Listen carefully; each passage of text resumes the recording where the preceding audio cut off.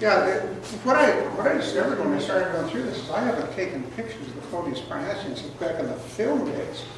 So I have these old scanned 35mm slides like this one. Yeah, I've got some. Clodius Parnassian.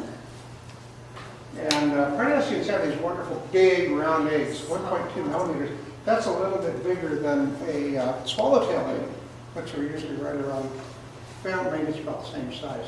But they have this real distinct porous surface with all these little holes. Where do they land? The Clodius Parnassian, I honestly don't know. I know the mysteries.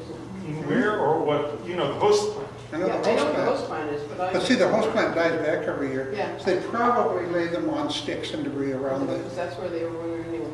That's what the Smithius Parnassian, the mountain Parnassian does. It lays on sticks and rocks in the vicinity of I look for them. before the stone crops are going to be the next year. But the truth is, I've never found a wild egg, and I've never found a wild larva of these things. They're hard to find. So this is the first instar of Clodius. When we get up to the fifth instar, we compare them to the mountain Parnassian. They're really quite different. Thank you. They're dark and pretty bland. I gotta go up one. That's again. And here's the second instar starting to develop these yellow spots, but it's a pretty dark, plain, frankly kind of ugly larva. And here's the third instar. We had an awful time getting the third instar. We could rear these things up to second instar, and then we'd go out and well, I guess we actually reared it further at one time.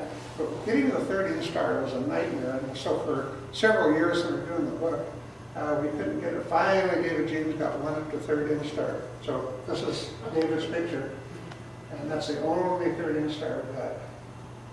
Here's fourth instar. Again, it's kind of a big, dull larva with, of course, this very distinct line of white spots, black spots above it.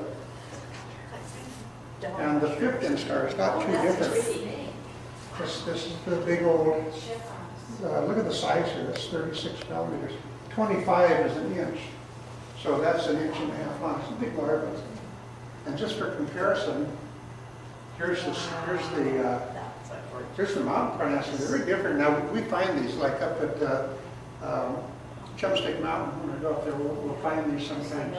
Look at the difference. They're really, for two butterflies that look very similar, their larvae are really quite different.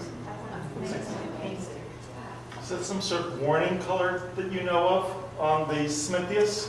Yeah, that's what we think. Just I'm intrigued by that plant there. Do you happen to know what that is? that's stone crop. Okay, Yeah, and it's actually feeding on it there as we watch. okay. Do you know which sedum stone crop? I think this is lanceolatum, but they feed on quite a range of stone crops. And here's the pupa. The pupae of the two species look a lot alike. And again, here's the adult. The antennae are black. This one happens to have been, this is Ivy's picture, by the way. Nice picture, Ivy. And I didn't ask her for permission to use it. You have permission. Thank you. And you can see, I think this is the arrow that it's on, and you see it's got pollen all over. See the pollen all over its wings? Pollen on its antennae. That's why it doesn't look solid black. But the antennae in Clodius are solid black. And compare that then to Smithius. And you can see Smithius has that strongly barred antenna. Anybody know another obvious difference between these two? I'll flip back and forth. All the spots. Here's Smithius. Mountain has I'm more. sorry, what? Hands? Mountain has more. That's how I remember it. Or what? More spots.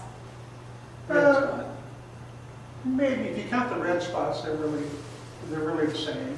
There's whatever 6 or so there. Yeah. They're pretty much in the same I spot. just got them in different places, not Yeah. on the four-wingers. Four-way. Four-way. Who said that? And it has a Look stripe. at the red spot on the four-way.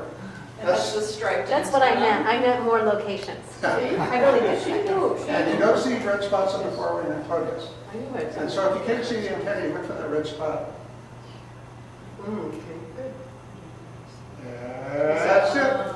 I got a question.